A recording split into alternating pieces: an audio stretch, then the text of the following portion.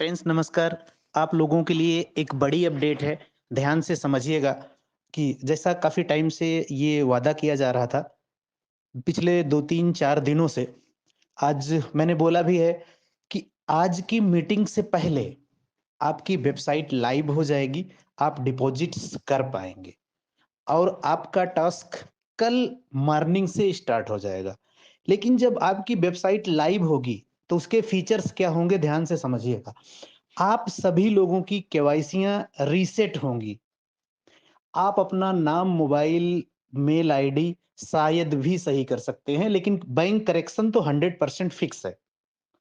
इस पे विचार चल रहा है पूरी तरह के केवाईसी पे, नाम, मोबाइल, मेल आईडी पे भी, लेकिन इसको फिक्स नहीं है, लेकिन केवाईसी रीसेट होगी पूरी तरह से फिक्स है, क्योंकि जो पिछले काफ़ी टाइम से हम ये चीज़ बता रहे थे कि अब हम लीगलाइज़ होने जा रहे हैं। आपको पता है कि जीएसटी लागू हो चुकी है। आपको ये भी पता है कि बिना पैन कार्ड के किसी की आईडी नहीं लगेगी, तो हम गवर्नमेंट की नज़र में गलत ना बने, उसकी पूरी व्यवस्था कर दी गई है।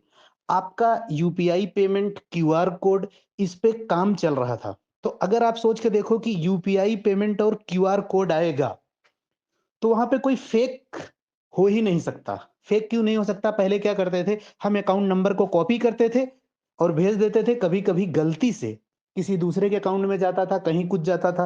तो अब क्यूआर कोड और यूपीआई आईडी होगी तो निश्चित रूप से, खास करके क्यूआर कोड पे आप करेंगे तो बिल्कुल एग्ज़ैक्ट टाइम में उसी खाते में पैसा जाएगा। और दूसरी चीज़ हमने अभी आपको बोला कि हम पूरी तरह से गवर्नमेंट की नज़र में लीगल होने जा रहे हैं। तो एक बात ध्यान से समझिएगा कि सबको सपोर्ट करना ज़रूरी है। इसके पहले हमारे बहुत सारे लीडर थे और मैं काफ़ी टाइम से अभी बोल रहा हूँ कि एक फ़ोन पे सिर्फ़ एक ही आईडी चलेगी। वो कब? लॉन्चिंग के बाद।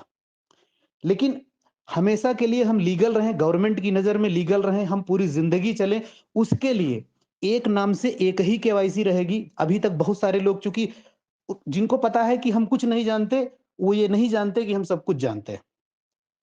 क्योंकि एक अकाउंट पे सिर्फ़ एक आईडी चलेगी, एक केवाईसी लगेगी। PAN card, Aadhaar card, account number, IFSC code सब कुछ एक ही पर्सन के नाम से होगा और इस पे मैं बोल्डली बोल रहा हूँ, किसी का निक नेम नहीं चलेगा, पप्पू, गुड्डू, सोनू।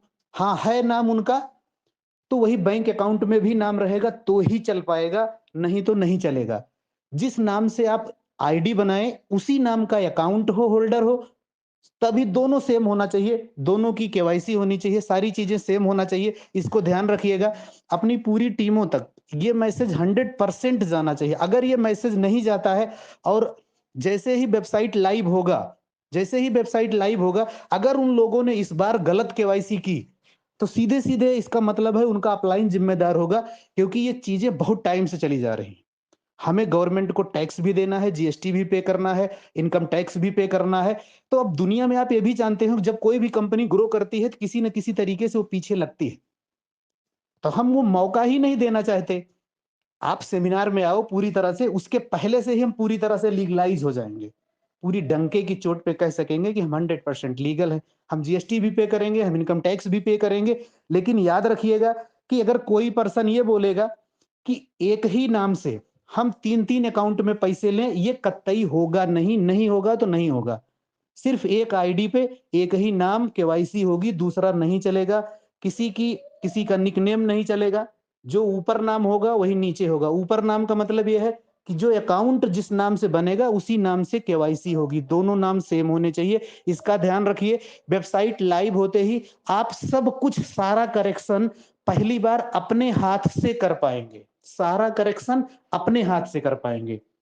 फिर से बोल रहा हूँ तो इसलिए कोई भी पर्सन किसी का करेक्शन करना है तो परेशान मत होइए, ठीक है? और कोशिश करिए कि आपका आईडी पासवर्ड किसी को भी शेयर मत करिए, खुद के ही हाथ से करेक्शन कर लेना। लेकिन जल्दीबाजी के चक्कर में प्लीज़, प्लीज़, प्लीज़ गलत मत करना, क्योंकि उसके बाद सुनवाई होने की संभावना ना के बराबर है। Thank you so much.